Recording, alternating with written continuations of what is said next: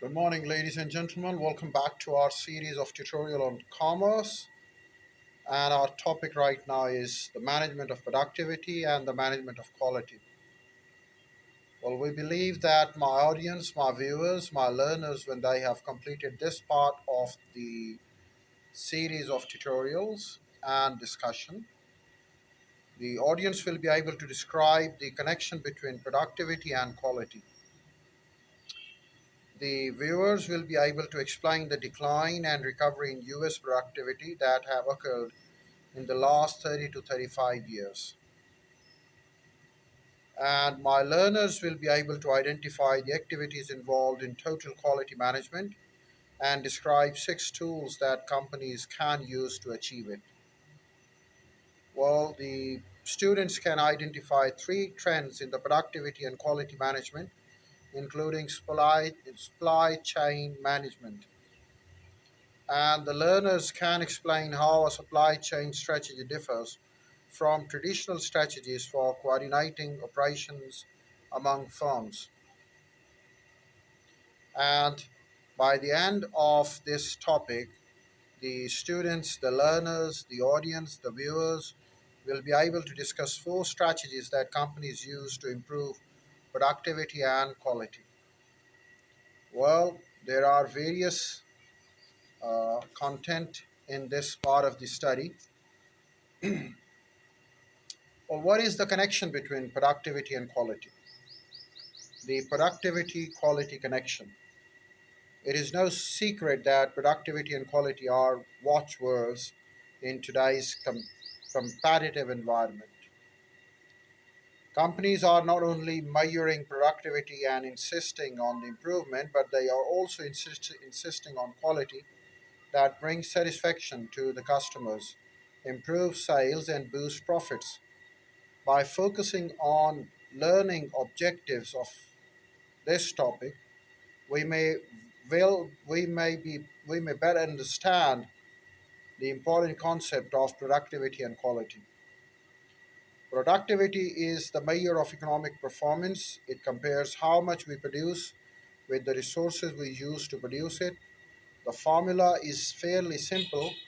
The more we can produce while using fewer resources, the more productivity grows and the more everyone, the economy, the business, the workers, the benefits, they all grow. However, productivity also refers to the quantity and quality of what we produce. When resources are used more efficiently, the quantity of output is certainly greater. But experience has shown marketers of goods and services that unless the resulting products are of satisfactory quality, consumers will reject them. Producing quality then means creating fitness for use, offering features that consumers want, responding to the productivity challenge. Productivity has both international and domestic ramifications. Obviously, when one country is more productive than the other, it will accumulate more wealth.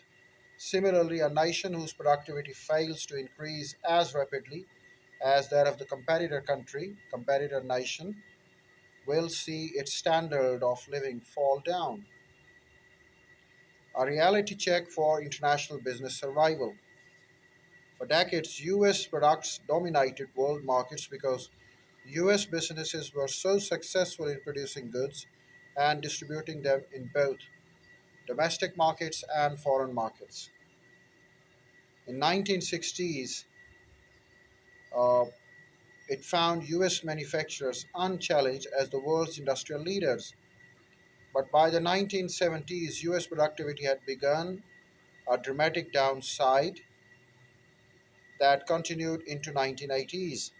Then a remarkable turnaround in productivity occurred, and by mid 1990s, the US business had regained significant market share in several large industries. As of 2003, the US companies were once again the leading exporters in several major industries, and today more and more Asian and European firms are once again forced to catch up with the US competitors. How did this change in fortunes comes about? For one thing, US business concentrated on understanding the true meaning of productivity and derived the means of measuring it. Upon learning that quality must be defined in terms of the value to the customers, they redesigned the organization marketing efforts to cultivate a more customer oriented focus. Quality improvement practices were implemented, more and more firms began to realize payoff from these efforts. These successes highlighted the interdependence of four keys. The ingredients were customers, quality, productivity, and profits.